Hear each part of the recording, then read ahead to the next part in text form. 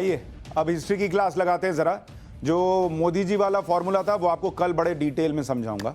अभी पहले हिस्ट्री की बात करते हैं, वक्त थोड़ा कम बचा है। मुगल सीरीज के हुमायूं चैप्टर में हमने आपको बताया था कि 1556 में हुमायूं की मौत हुई थी।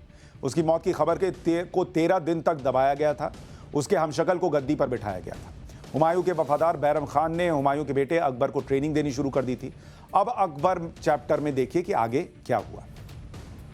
अकबर हुमायूं और हमीदा बानो का बेटा था। उसका जन्म उमरकोट के राजा वीरसाल के महल में हुआ था। ये अकबर था। वो आप ऋतिक रोशन में मत फंसे रहिए, वो अकबर को पोर्ट्रे कर रहे थे फिल्म में। अकबर का जन्म तब हुआ जब हुमायूं के बुरे हालात थे। तब हुमायूं शेरशाह सूरी से हारकर दर दर ठोकरें खा रहा था। इसलिए हुमायूं ने अकबर को अपने भाई के घर भेज दिया था। लगा हम पता नहीं बचेंगे नहीं बचेंगे, इसको तो भाई के घर पे रखो। हालांकि भाई बहुत अच्छे नहीं थे, सब धोखेबाज ही थे, लेकिन अकबर की परवरिश हुमायूं के भाई मिर्जा अस्करी के यहाँ हुई। अकबर का ज्यादातर बचपन कंधार और काबुल में बीता था। बुरे हालातों के बीच अकबर पर किसी ने ज्यादा ध्यान ही नहीं दिया। सबको लगा ये लोग क्या करेंगे, खत्म है, इसको क्या परेशानी लेना इसकी। बादशाही खानदान में होने के बावजूद उसकी पढ़ाई लिखाई नहीं हुई। काबुल में अकबर को सिर्फ सैन्य शिक्षा मिल सकी थी। दिल्ली पर फिर से कब्जा करने के 7 महीने बाद जब हुमायूं की मौत हुई तो उस वक्त अकबर की उम्र मात्र 13 साल थी।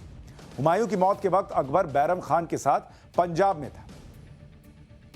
अकबर को हुमायूं ने छोटी उम्र में ही तैयार करना शुरू कर दिया था।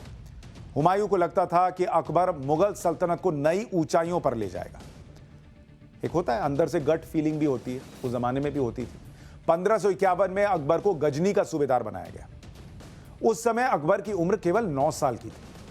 हुमायूं ने मुनीम खान को अकबर का संरक्षक बनाया। 1555 में हुमायूं ने अकबर को युवराज घोषित किया।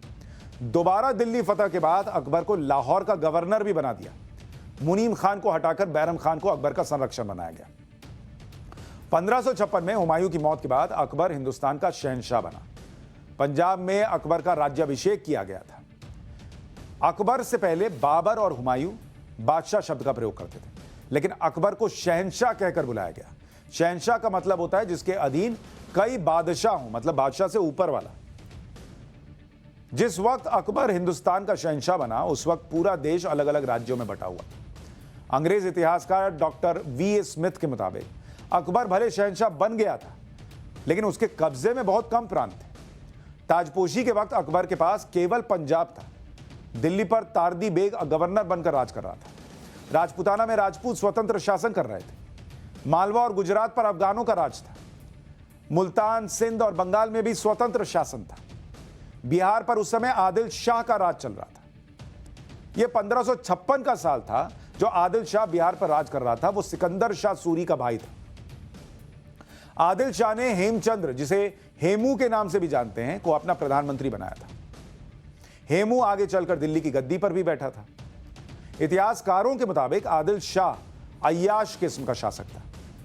अब उस वक्त ज्यादा कुछ होता नहीं था तो लोग यही करते थे। व्हाट्सएप और ट्विटर और फेसबुक थोड़ी था। टाइम पास में लगा मैं राजा हूं और क्या करूं, तो अय्याशी करने लगे।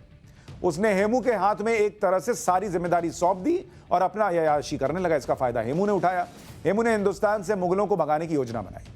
हुमायूं की मौत के बाद हेमू ने मुगलों को भगाना शुरू किया। हेमू ने आगरा के मुगल गवर्नर को हराकर आगरा पर कब्जा किया। फिर आगरा की अकूत संपत्ति पर कब्जा किया। अपनी विशाल सेना के साथ हेमू दिल्ली की तरफ बढ़ा। तब दिल्ली के गवर्नर तारदी बेग ने अकबर से मदद मांगी। तब अकबर और बैरम खान पंजाब के गुरदासपुर के पास थे। बैरम खान ने मोहम्मद शेरवानी के साथ बड़ी सेना भेजी। अक्टूबर 1556 में हेमू और मुगलों के बीच पहला युद्ध हुआ।